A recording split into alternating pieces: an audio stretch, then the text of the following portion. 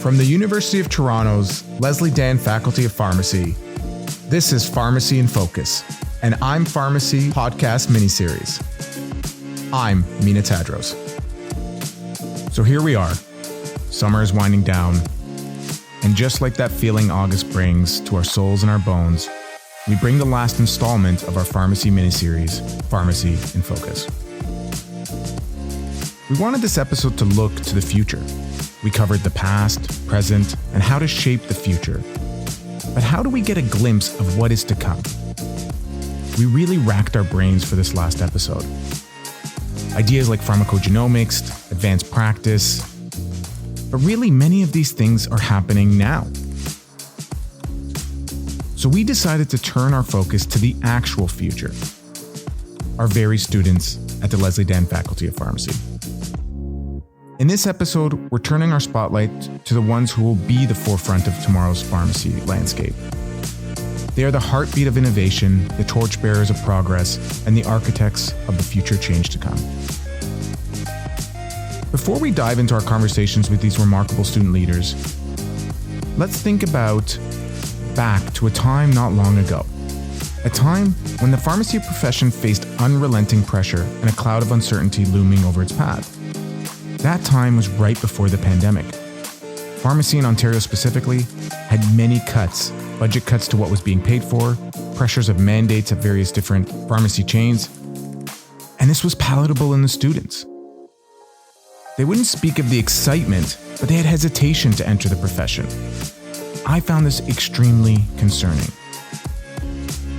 The winds of change swept through the world of pharmacy, and with that change came lots and lots of opportunity.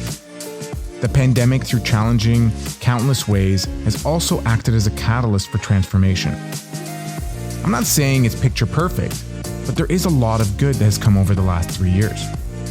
As we emerged from these trials, we were greeted by a reinvigorated landscape. People felt like the opportunities were there, things were ripe for possibilities, an opportunity to reshape and redefine what it means to be a pharmacist. Now more than ever, we find ourselves at a pivotal crossroads. An opportunity for fresh ideas and fresh thoughts from the next generation that will be driving force that propels our profession forward. It's exciting to be around students as a faculty member. Their enthusiasm and determination and the way that they want to make change is contagious. This isn't just about scope of practice, but what the scope and position in the community gives us. Pharmacists are now more than ever starting to see themselves as part of a broader system, a system that needs help and a system that needs fixing. Rather than a parallel structure that pharmacy exists on its own, it now presents an opportunity in ways that many of us did not even think was possible. In this episode, as we engage with these budding future pharmacists, we'll delve into their visions of the future, the changes they wish to see, and the role they aspire to play in this dynamic field. We'll discover how they perceive the challenges and opportunities that lie ahead, and how they plan to navigate the ever-evolving landscape of pharmacy practice. So this episode, we ask the future. How do they see it?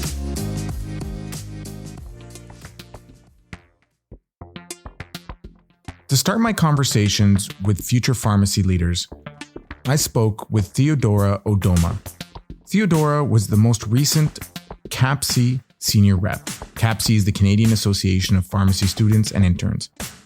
It's a national association made up of students around the country from all pharmacy schools and has made up many of the future leaders of pharmacy. I started off by asking Theodora, what does the future of pharmacy look like to her? My name is Theodora Udounwa. I'm a fourth-year student at the University of Toronto pursuing my PharmD. So currently I'm on my clinical rotations as part of the final year of the program. When you think about the future of pharmacy and what the future of pharmacy looks like, what comes to mind for you, and where do you think the profession is going? Personally, I see a shift in the services that we render, especially at the community level, since that's where I've had the most experience.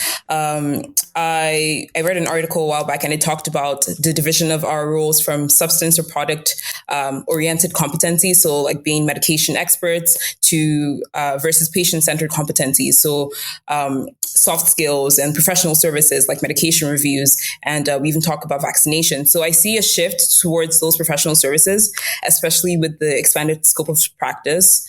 I also see an increase in efficiency, which is pleasant to see through the incorporation of technology. So for example, our dispensary tasks, I find that pharmacists and pharmacy technicians are being less involved with the mundane tasks that can be relegated to a central location or technology, and that we have a better use of our time as professionals. I also spoke with Al-Amin Ahamed. Al is the outgoing president of the Undergraduate Pharmacy Society. He also works at the Discovery Pharmacy right here in our very own faculty. Hi, I'm Al-Amin Ahamed. I go by Al, and I am a fourth-year student at the Wesleyan Faculty of Pharmacy. Awesome. Do you mind if I call you Al? Yeah, go ahead. Cool. Like the song, right? Yeah. It's my favorite song, actually. When someone asks you about what the future of pharmacy looks like, what does that mean to you? It means a lot of different things, and I kind of will say I have a hot take of what pharmacy looks like now. You like hot takes, yeah, that's good. So, right now we have like the whole thing of expanding of scope with minor ailment prescribing and things like that. And there's always this notion that pharmacists are the most accessible healthcare professional, and we hear that. And for me, it's always just reflecting, what does that really mean? Like, what does accessible mean? Who are we actually helping? And when I look into that and we look into the demographics, I see when we are providing care, it's towards those that are like able-bodied, those who have sustainable housing, those that have sustainable finances, that have education on the healthcare system to be able to navigate it and realize that, pharmacists are someone that can go to get minor ailment prescribing. And that obviously kind of excludes communities that are oppressed. So that for me, when I think of the future of pharmacy, I think of not only the expanding of scope, but also the expanding in healthcare delivery and kind of integrating more inclusive frameworks in how we provide care so that a larger population can access the care that we are providing. Yeah. So do you find that the students are playing a leading role in helping faculty to think through this? Or is there like kind of a joint kind of conversation that's happening about how we can do this better? I think a mix of both. I think students, coming from like a more younger generation, like these topics are more mainstream, right? We hear about these topics through social media, and like a good example is like Drag Race. Like Drag Race has become this huge phenomenon that I see on social media a lot, and it kind of brings up the topic of the LGBTQ plus community to the general public. And so students, I feel, being more exposed to that, or asking questions, or more curious. And so that's kind of like from the student perspective, wanting to learn more. But then there's also, the faculty perspective of having, this EDI working group and having clinicians that are part of the community that are wanting to also make a difference, and just working with students to kind of spread that message, if that makes sense. Yeah. Well, it doesn't fall, like people are listening, right? Exactly. It sounds like, yeah. And often some of the, we're slow. Yeah. Or busy, right? Like I think it's not busy. It's like there's lots of other things. And so sometimes being pushed is always a good thing, absolutely, right? To like have the pulse of what's happening. I'm going to ask you a question, and so you were very, it sounds like you were a very keen student, and I had a very similar experience. I loved leadership, and I got involved early on. And one thing I remember was just sometimes I had to like take a step back and be like, am I, because I'm involved in leadership, drinking the Kool-Aid a little bit? and like, do you think that your class is excited about pharmacy? Like when you think about your colleagues, do you find yourself trying to rally people up, or is it like, is there really a pulse that's happening that the student body is excited about things? Honestly, I think so. And I think that the pandemic had a lot to do with it. Yeah. I think because we started our degree behind a screen, a lot of us were kind of hesitant at first to kind of put ourselves out there and learn about the pharmacy space. But once that's kind of like cleared up and we had classes in person, we were networking and doing all these things in person, it sparked that passion that students wanted, I guess, in their first year, but later, and then seeing that, through the pandemic, there's so many things that pharmacy can do to kind of improve care in the future. And so that kind of inspired people after the pandemic kind of just became not irrelevant, but in the past, to want to continue and do that advocacy. And I see that in my class a lot where so many people are involved. So many people are joining, different organizations or different groups and different clubs and wanting to, have kind of a stake in what pharmacy can look like in the future. And so I definitely see that there is a motivation there. What are they most excited about, you think? I think just seeing, I guess, the expanded scope and realizing that pharmacists can play more of a clinical role. Like I remember because when you applied to pharmacy school, you had no idea that was coming. Exactly. Right. Because I was, one other person we were interviewing for this, I was talking about before the pandemic, there was kind of a cloud a little bit. People were getting frustrated with pharmacy. There was cuts that were happening. Salaries were stagnant, if not going down, if we can be candid. And then all of a sudden the pandemic hits and expanded scope, salaries bump up again. But when you guys applied, you didn't know these things were going to happen, right? Yeah. And so what are people what's been most exciting for them to watch? I think just seeing that pharmacists are being given the authority to practice to their full potential. Yeah. I think seeing that, we go through very similar schooling to physicians and MDs. And so seeing that with this expanded scope, we can kind of optimize our clinical therapeutic knowledge and use that to our advantage to improve patient care has been really good, and kind of stepping away a lot from like the stereotypical dispensing role. And, we see health technology becoming a huge thing, and having automated dispensing robots and things like that helping with the dispensing. So more time can go towards the clinical patient interaction aspect. Yeah. Like when I was graduating a long time ago, people were these things are going to come. Right. Yeah. and then some cranky old person would stand next to me and be like, they've been saying this for 20 years. And then after a while I was like, hey, you don't know. And then 5 years in, I was like, maybe they were right. Yeah. Like I'm going to be sitting around waiting. And then suddenly, now it's all happening. Absolutely. Like the things that people have been talking about. So it does feel like there's kind of been a moment there. The third guest I spoke with was Madelynn Hannah. Madelynn's a recent U of T pharmacy graduate from 2020. She's also currently in the Masters of Science in Pharmacy program. She's also the inaugural fellow in pediatric psychopharmacology at Sick Kids. What excites you about pharmacy? I think for me, the expanding capabilities of technology will have this huge influence on how we practice pharmacy. And that's the most exciting thing for me. Speaking within my own practice, I work with youth with mental health conditions. And something interesting that I've noticed since starting at Sick Kids is that all of them seem to be on TikTok, which, if you're not aware, is a social media platform for sharing short videos. And the interesting thing, though, is that our patients are telling us that they're looking up medication information on the app, which obviously, as a pharmacist, where providing medication education is one of my main roles, piqued my interest. So I became really curious as to what my patients are actually seeing when they're looking for medication information on the app, and not just this app, but other social media platforms as well.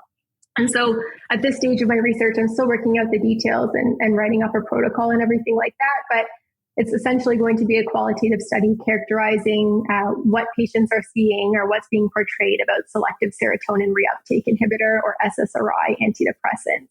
And specifically that class of medications was chosen because it's the most common drug class we use on the unit. And it also has the most evidence for treating depression and anxiety in youth. So I think just to go back and answer your question, we have this opportunity with technology to better the care that we provide our patients. And I think we have this opportunity to meet them where they are at, which seems to be on TikTok, and provide them education that will actually resonate with them. And I'm hoping that down the line, my research will kind of bring some answers as to how we can actually personalize care or delivery of education or care to these patients. Was there a TikTok that you saw that sparked this? So I've watched many TikToks since patients have just mentioned it to us in passing, and I was as if it's nothing. And I'm like, oh my gosh, that's so interesting. There's this one TikTok. It doesn't even talk about medications. I should be able to send it to you, but it's this man he's like just standing in front of the camera. The video is about 5 seconds long. And he says something along the lines of like, this is me before I take my antidepressant. And he has like a frown on. And then he takes his medication. And then he says, this is me after I take my antidepressant. And then he like smiles big into the camera.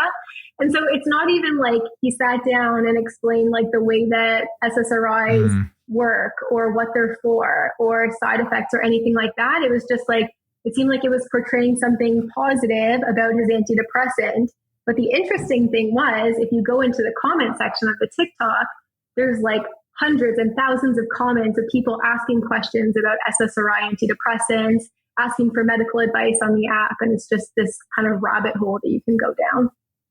Yeah, for sure. Like, so I'm not on TikTok. I'm on old people TikTok. I think it's called Instagram. Yes. Or 2 weeks later, TikToks. And what happens, I went down this hole once with stimulants. Yeah. And there's a lot about people living with ADHD and how to navigate it and how you don't get diagnosed and how to navigate the system. And so I was kind of like the same thing. I was just like, kind of like, that's where people are getting their information. And so it's pretty remarkable. So do you feel like pharmacists don't have a good presence on there? So there are some pharmacists actually that do have a presence on it. But I think the question is, like, what do youth interact with best?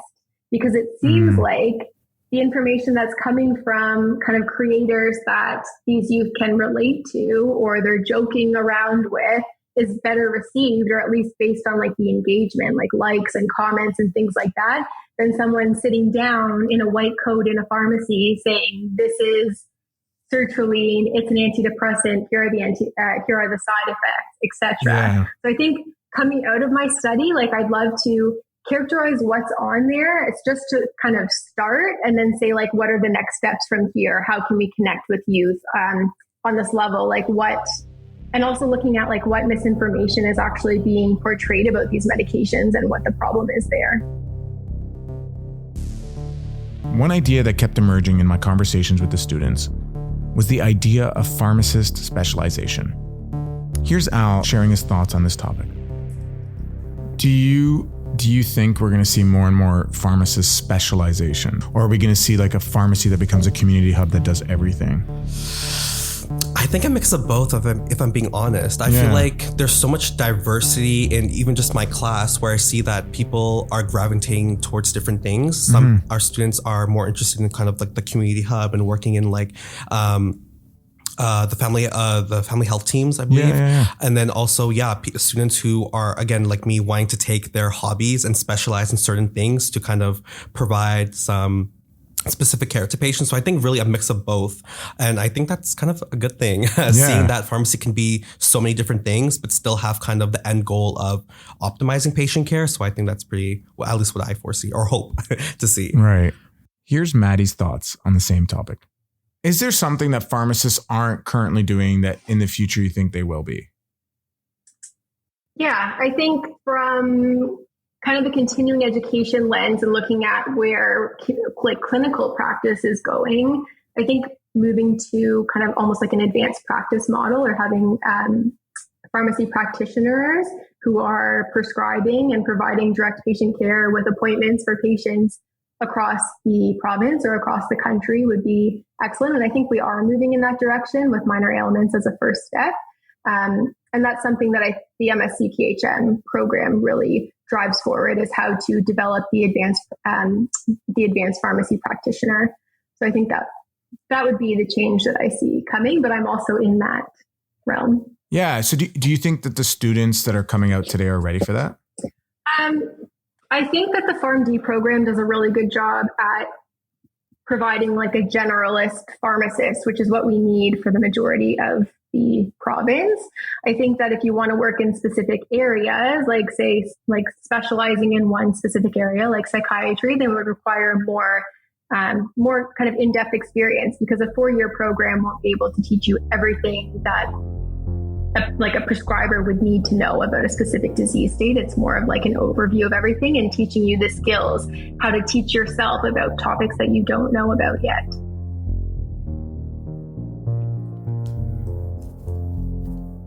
It was really interesting to hear the students talk about specialization, advanced practice, and all of the changes that are happening in pharmacy. As academics, here at the University of Toronto, we've been trying to think about how we can play a leadership role in helping shape what the future of pharmacy can look like. And that's excitingly why the emergence and the opening of the Discovery Pharmacy allows just that.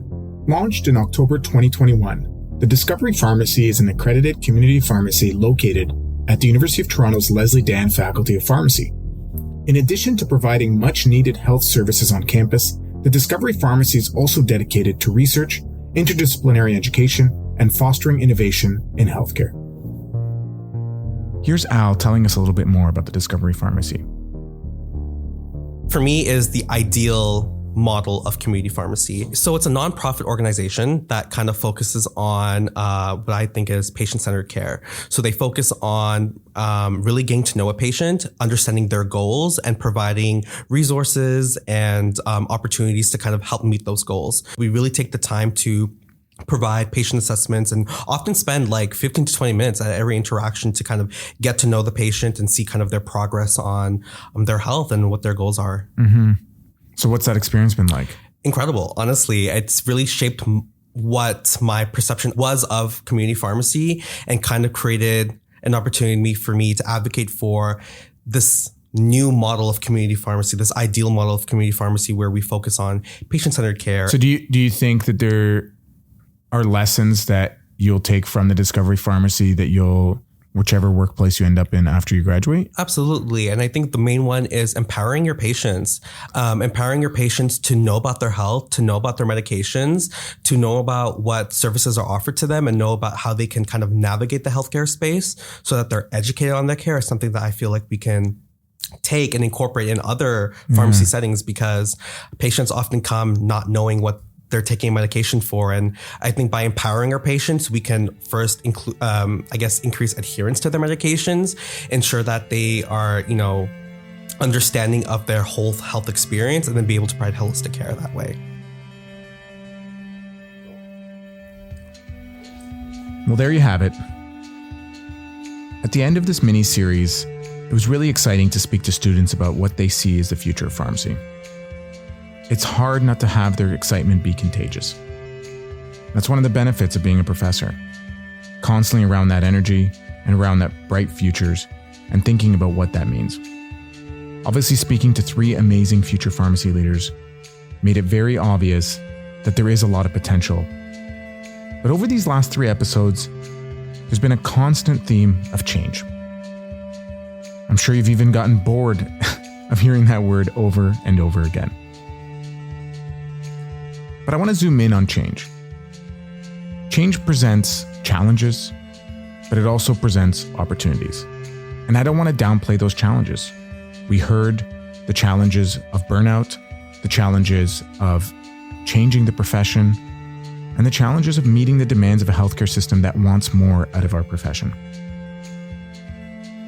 But with this change also comes a massive opportunity. The opportunity to finally fill the gaps of what our patients need. An opportunity to make up for a failing and ailing healthcare system. And most importantly, the opportunity to improve the health of the patients. Patients who are being left behind, and patients who need the services of many pharmacists in every community across Canada. We will learn, we will improve, and we will make mistakes. But there is no doubt that we have no option but to change. And with that, I ask the students one last question. The question that's been hanging over us this entire episode. The future of pharmacy is? Hopeful. Exciting. I would say hopeful. This episode of the I'm Pharmacy podcast was produced by Steve Southon, Kate Richards, and me, Mina Tadros. Musical accompaniment was from Steve Southon and Diego Martinez. This episode was edited by Steve Southon. Special thanks to Theodora Udounwa, Al-Amin Ahamed, and Madelynn Hannah. Just a quick reminder, make sure to subscribe to this podcast wherever you listen to podcasts. And if you don't mind, leave us a 5-star review. And that's it for season 3.